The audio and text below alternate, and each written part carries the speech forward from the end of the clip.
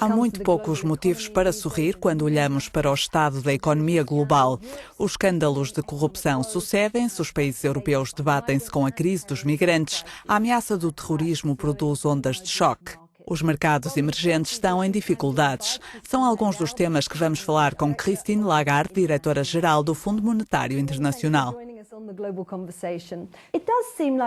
É comum dizer-se que os ricos estão cada vez mais ricos, apesar dos repetidos escândalos sobre os paraísos fiscais, como o Panama Papers, que envolve alegadamente algumas das pessoas mais influentes do mundo. Fugas de informação como esta podem realmente mudar alguma coisa? A ideia é que mudem realmente as coisas, porque essas fugas demonstram que ainda há muito por fazer depois do trabalho iniciado em 2010-2011 durante a presidência francesa do G20. Temos de fazer muito mais, temos de ir atualizando as nossas ferramentas, porque não há limites para a imaginação de algumas pessoas. Isto é apenas a ponta do iceberg? Não sei dizer. Os investigadores continuam a trabalhar, a separar aquilo que é legal do que está à margem da lei e a ver que mudanças é necessário implementar. Mas é preciso fazer mais. Numa altura em que a Europa se debate com a crise económica, com o grande desafio que é o fluxo migratório, há de facto pessoas a consolidarem a riqueza que já têm. Em termos puramente económicos, considera estas migrações uma vantagem ou um fardo para a Europa? Já avançamos muito no estudo do impacto da crise dos refugiados em alguns países europeus. Tornou-se evidente que se esses países adotarem as medidas de integração certas, em termos de aprendizagem da língua, de mercado laboral, de apoio ao alojamento, o saldo será bastante positivo. Antes de mais, estamos a falar de um imperativo humanitário. Quero desde já louvar o trabalho feito pela chanceler Merkel, a coragem que ela tem demonstrado. O mundo inteiro respeita o seu trabalho. A história vai lembrar-se do que o povo alemão tem feito.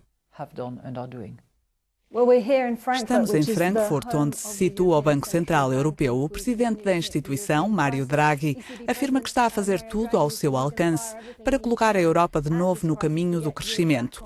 Mas a impressão que passa é que ele já está a ficar sem munições. Não creio que os bancos centrais estejam a ficar sem munições. O que acho é que não podem fazer tudo eles mesmos.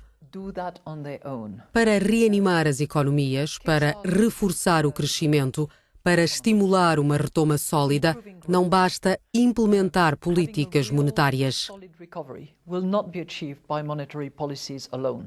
Estas políticas são necessárias, mas também é preciso haver reformas estruturais e intervenções ao nível fiscal.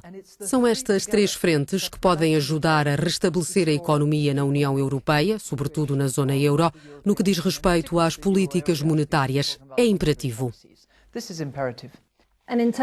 Tomemos o exemplo da Grécia, onde a situação é de novo bastante problemática. Algumas fugas de informação apontam que o FMI considera que é preciso colocar o país junto ao abismo para conseguir avançar nas negociações. Já veio contradizer esta versão, mas a verdade é que a hipótese de um acordo parece muito longínqua. Já afirmei repetidamente que a Grécia precisa de um programa que faça sentido para atingir a estabilidade económica e tornar a dívida sustentável a longo prazo. São os parâmetros que continuam em vigor para aquele caso. Já há trabalho feito, já há alguma evolução, mas ainda há muito por fazer para sair daquela lógica de arranjar as coisas rapidamente para fazer de conta que está tudo bem. Não, são necessárias reformas verdadeiras que sustentem o povo grego no longo prazo. E se essas reformas não avançarem, o que vai o FMI fazer? Nós esperamos que elas avancem, mas é preciso que façam sentido e que se tomem decisões entre as reformas por um lado e o controlo da dívida por outro. Tem sido dito que um eventual incumprimento da Grécia poderá coincidir com o Brexit, dependendo do resultado do referendo no Reino Unido. No FMI há quem diga que isso seria a catástrofe. Qual é a sua visão? Aquilo que pretendemos é progredir e tirar as dúvidas do caminho. Não devemos misturar as duas questões. Isso nunca fez parte da nossa abordagem nas negociações, nem nunca tivemos isso no horizonte.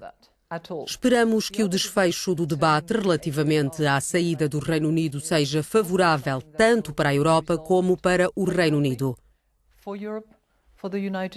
Não quero interferir na votação que vai decorrer. Neste momento, estamos a estudar o impacto económico que os dois cenários implicam. Era a minha próxima pergunta.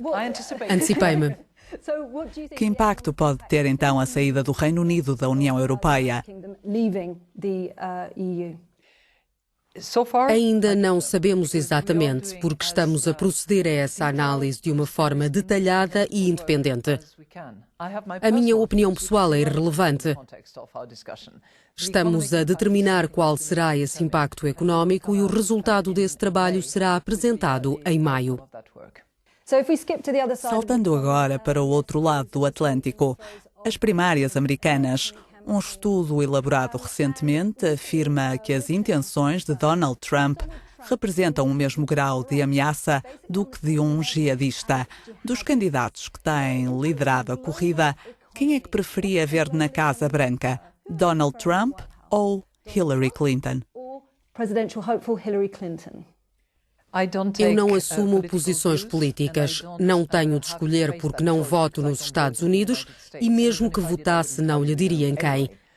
Cabe ao povo decidir. O FMI tem um compromisso perante os países, presta um serviço à população. É ela que escolhe os seus líderes políticos. Nós só temos de nos adaptar. O nosso objetivo é a estabilidade e a prosperidade. Há um outro elefante na sala, que é a China. É mais um panda do que um elefante. O FMI tem lançado alertas sobre o descarrilamento da economia global. Corremos o risco de uma nova crise como a de 2008? Ainda não estamos em estado de alarme, mas estamos alerta. Como já referi, a economia está a crescer. Não há uma crise aguda, mas temos de perspectivar os riscos que se podem materializar e que se podem sobrepor. A China está claramente a mudar de modelo empresarial. O seu crescimento diminuiu. A mudança de rumo é compreensível, tendo em conta o nível de desenvolvimento que o país atingiu. É um ator global e tudo o que faz produz um impacto no mundo inteiro, desde a cadeia de produção até ao preço geral das matérias-primas. A China é uma força que continua a contribuir significativamente para o crescimento da economia global.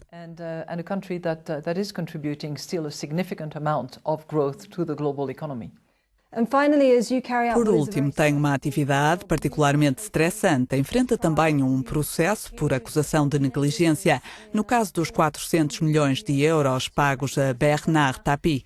Isso afeta de alguma forma o seu trabalho, sobretudo agora que iniciou o segundo mandato?